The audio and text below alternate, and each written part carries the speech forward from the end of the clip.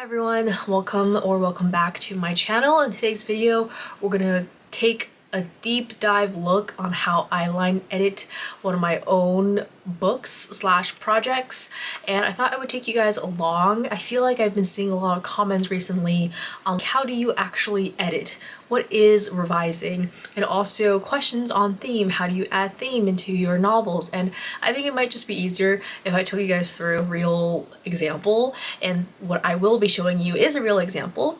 This is a young adult science fantasy, and I'm going to show you guys draft 1 and show you guys how I edit it into a draft 2.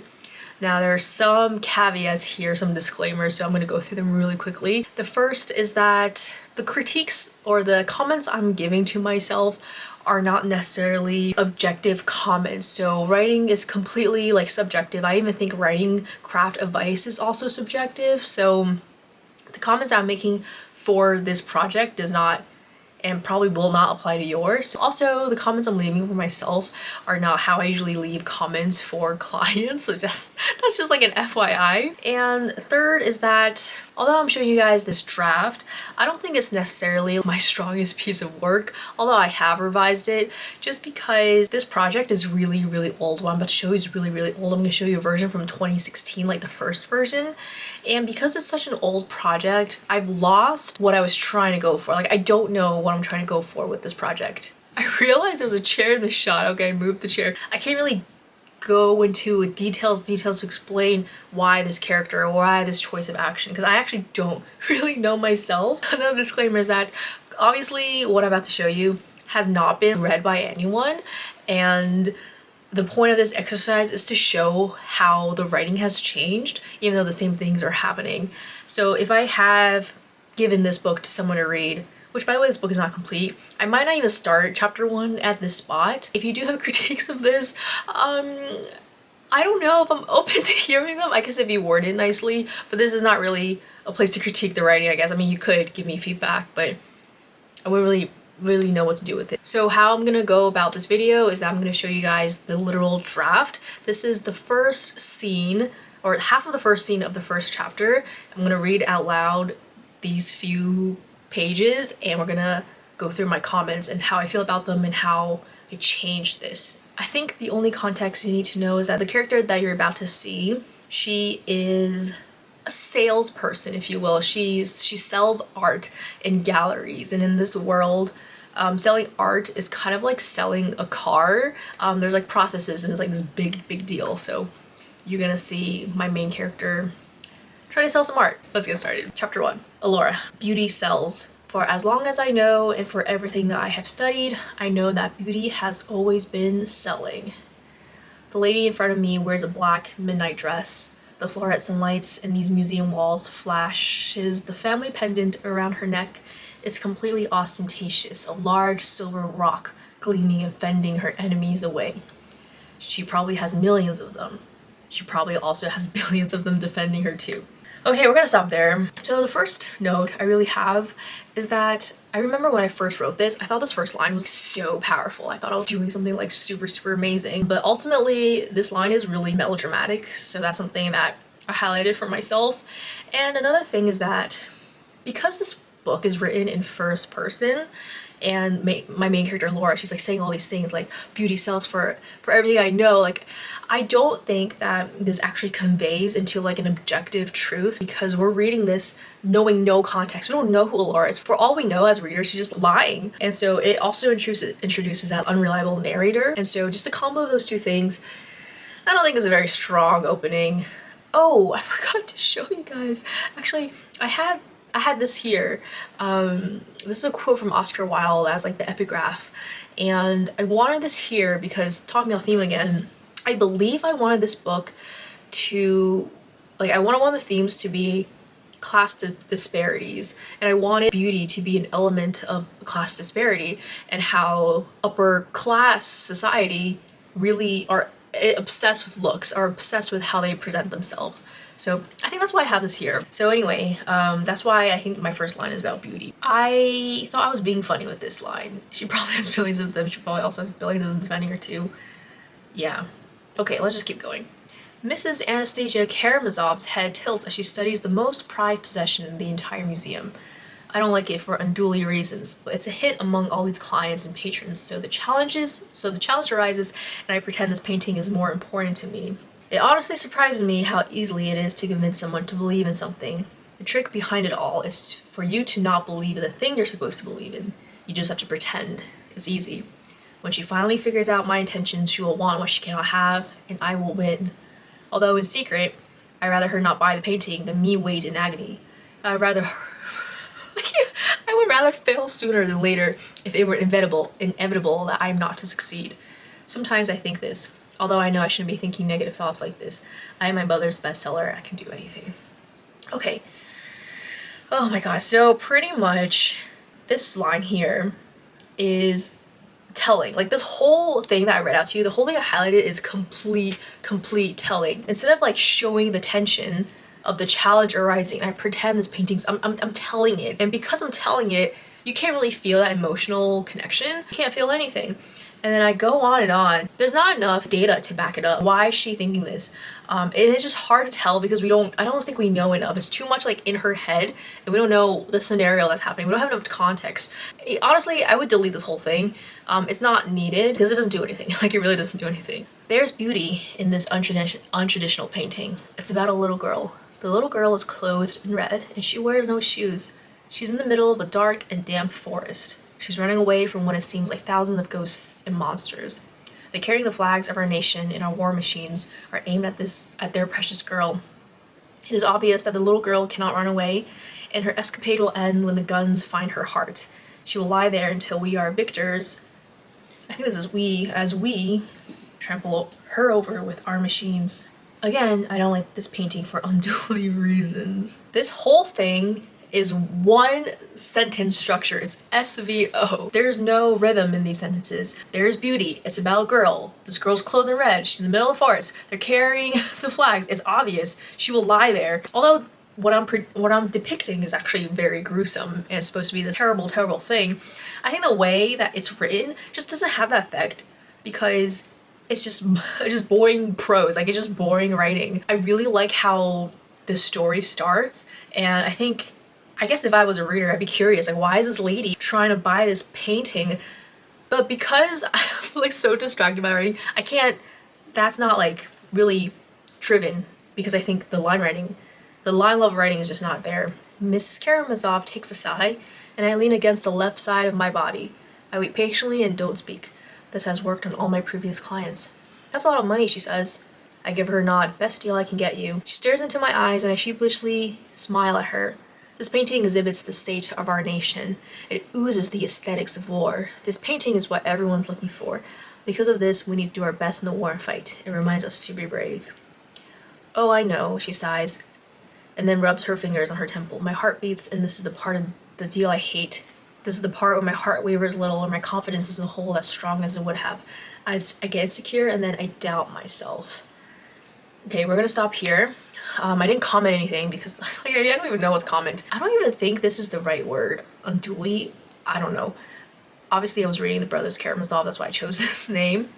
I lean against the left side of my body is like oddly specific, and I think this is what happens also when I edit newer writers' stories, is that they kind of like describe everything. There really is no point of saying she's leaning on one side of her body that much, especially the left side of the body. Even though I do like specificity, I don't think it's working in this case. And in general, I think this is supposed to be a lot of tension. I don't think as a reader you know what my main character, what Alora, is actually trying to, like, what she's going through when, like, how I intended it, and hopefully it comes across later more in the second draft, is that she's supposed to be, like, Alora's supposed to be, like, very torn between doing her job and doing what she's told to do, which is to sell this painting, versus what she actually believes in.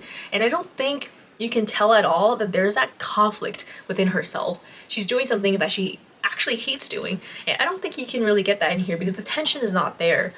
Also, this dialogue isn't the best either. There's too much saying what's in her mind. This is a sale. I guess I could listen to what like car dealership salesmen sound like, but I don't think they would. I just don't think they would sound like this. If she doesn't take this deal, my mother will lose faith in me It will never be a good idea if my mother loses faith in me. If I would like to take over this museum one day, I will need to be the best seller. The silence is violent, and then she finally says the words I have been waiting to hear. Wow. I'll take it. I silently sigh in relief. My entire body feels infinitely lighter. I feel as though I can fly. I ride on the high of happiness. I tell her, that's what I like to hear. You drive a hard bargain, Laura. I laugh it off. You will be extremely pleased with this. I will be able to promise this. What is this? I don't know. What is like formality? I don't know what I'm trying to do with this. She writes a check while I call on the machines to help me remove this painting from its frame. The chip in my ear crackles a little before I hear my mother's voice. The only words that really matter. Good job. Okay, I'm gonna stop here. I guess like what I like about what I've read just now is that it kind of introduces more tension and more conflict. As you can see from the first paragraph, I think I was trying to emphasize that like the mom and Alora, they have tension, and Alora feels like she needs her mom's approval, and that really was what I was trying to get. I think it comes off as like too telling again, but I do like how, you know, kind of the stakes are revealed here, somewhat buried. I highlighted the silence as violent here. I said I kind of like this. Is it familiar? I don't know, but I was surprised. I was surprised I wrote this in, because as you can tell, these pages don't have any metaphorical language. There's no figurative language throughout this whole thing. My body feels a bit lighter. This is definitely familiar phrasing. I feel like I can fly as familiar phrasing. I ran the high of happiness, and also these are telling. How else can we show this? From writing drabbles, which are like 100-word stories, one thing I learned is that what you don't write on the page is equally as important as what you do write on the page, because you should be asking yourself, what are these words contributing for? How am I emphasizing the characterization, the world building, introducing conflict? And I don't think any of these lines here highlighted is really giving into that. The exchange is done, I think, as I watch her leave the museum. Curious minds in the gallery try to get a glimpse of the art, but the machines block the view as they carry it for her. I don't know if that's clear at all. I watch them leave, and I am suddenly aware of my mother next to me. Where... Okay. I guess they're looking at the... What are they looking at? Like, I don't even know where she is now in the context of the world. Like, where is she? I don't know. I was afraid you were gonna let that one go. I look at my mother, she's taller than me. There's something about her that's intimidating and frightening, but powerful too. It's probably the way her eyebrows are always arched, her eyes narrowed. She looks perfect and flawless all the time, something out of this world. I say nothing, so she continues, but nonetheless, that was great. You have proved again and again to be my number one.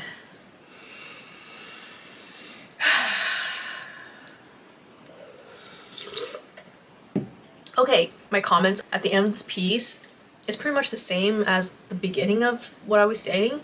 It's just that there's so much telling, there's no tension, and I don't think there's enough context to understand the severity of what happens if she doesn't sell this piece of art, and what will happen if she doesn't sell the art. Not a lot of fear, not a lot of emotion happening onto why she has to do this in order to get her mom's approval. I think this concept is quite interesting, that's why I kind of go back to it sometimes, but the line level writing is just not quite there yet. I really like the idea of propaganda and art. I mean, I don't know if I really like the idea, but I like how that's being addressed in this book. That's something that I think is important to myself. Okay, so let's go to the second draft. Okay, let's look at these two side by side. My battery's running out, and I didn't record the screen share originally. This painting is ethereal. Last season, Madame Lobo's words were clipped at the end, and now her voice pitches in a false accent, an obvious imitation of me and mother. For a heartbeat, I'm mistaking her pronunciation of oopsies, of ethereal for manslaughter, and my lip twitches as I stifle a laugh. Still, I don't respond. Her head tilts as she studies the canvas. She does it in a way that reminds me of the red jay that comes to my windowsill every spring. But where the red jay seethes with curiosity, Madame Lobo looks at the painting not with the eye of an artist, but a collector, matching sculptures to tapestries, antiques to contemporary. In the original version, we have Alora saying that beauty is selling, for all I know, for everything, whatever, I study, I went to school for this. I thought it would have been stronger if the character, like the person that she's selling this painting to, can kind of confirm that assumption or confirm what I was trying to say in the first draft. This painting is ethereal. I do think what I am worried about is that I want this adjective to be a little unfamiliar. So when I first had beautiful, I didn't think that was quite, whoa, like ethereal, and what you see later, I want that to contrast. So I use this, although again, I think if I was actually really into this book and getting feedback, you know, obviously this could change. One thing that I like that I highlighted here is that in the first draft, all you know is that there's this like really rich lady trying to buy this really expensive art. You don't really get any more than that. And what I really like to do is to include like context and world building within characterization. And so now you can tell, you get so much more context from Madame Lovell and the fact that she's trying to be like Alora. And that already tells you, that doesn't tell you, well, it's like show don't tell, right? It's telling you that Alora and her mother, they're on this level and they're trying to get to her level by like pitching their voices, trying to buy expensive paintings, like showing up, and the fact that she mispronounces the word too. I actually really love this line. I really like using fun verbs. That's something I learned from Shaylin. I picked seeds because I really like that imagery with birds. What do birds do? They fly, they eat, and they eat seeds. And I think seeds is a very interesting verb for this because it's like seeping. The seeds are like going into the roots. They have little tendrils at the bottom. I like how I used red jay here. I kind of made up this, obviously it's like a blue jay but red, and I made it up because in the original version, I told you guys that this was a science fantasy, right? But there really is no other context in the world of what this is. But by introducing like a red jay, like bam, we're automatically not in a contemporary world. We're already not where we are today. We're somewhere else, and I think the red jay comes with that. Yeah, I like this line too, but yeah, we'll keep going. The painting at our attention is a toddler cloaked in red. She's barefooted, looking over her shoulder at our war machines outlined at the edge of the campus. But it's her eyes that break the painting. They're the only color in this entire piece, an oversaturated pink, unnaturally bright, like a doll. It's obvious that the little girl cannot run away, and her refuge in the woods will end when the guns find her heart and we declare victory. I reached for the charm around my neck, wondering how far I could go up before I hurt myself. You're welcome to think about it over drinks. Would you care for carbonated wine? Our bots can fix up something for you, complimentary to our patrons, of course. Madame Lovell sighs in response, and in that quiet moment, the diamonds on her dress make me think that I don't need stars for prayer, that I go to her immediately to save the little girl from ourselves. Okay. I think the way I describe the painting maybe is a little bit wordy, so we can probably fix that again. The description of the painting, I think, is what you really need to get away. The readers are supposed to be like, oh my god, this is not good. Actually, this is really bad. So I don't know if I really got the tension there. I have not had anyone read this, but hopefully the idea is that Alora is kind of cognitively distancing herself from doing something she doesn't like to do. I think it might be confusing. I guess I was thinking you're like choking yourself. Maybe that's not the right word here. I wonder how far I could pull the chain up. Anyway, I think you know what I'm saying. So that can probably be fixed. Yeah, I like this. I think. You know what? We could probably even just get rid of this. Would you care for some carbonated wine? We could even do this, I think. But anyway, I like this line here about the diamonds on her dress. I really like how her dress is so shiny. People go to the stars for like celestial, you know, meaning, and now you do it in front of her in this dress. If I may, I'm startled by my own voice. This can't be me, this sultry, low, wanton clone. Madame Ray is coming in a few minutes, and she's been asking about this particular piece. Her whole family, well, you can keep a secret, right, Madame Lovell? She turns around slowly, and her eyes gleam under our UV lights. Why, of course. I part my lips as if I'm waiting for the secret to spill itself out. Her family business is invested in the black market droid art. She would only use this. I point to the Urian toddler please the folks she hosts. Maybe they would make a copy. Not something like you. Not someone like you. Not someone like you would understand coming from the inner rings. You understand human value. I take another sip of the carbonated water until the fizziness in my mouth tastes metallic from the blood on my tongue. There's nothing more patriotic than this painting.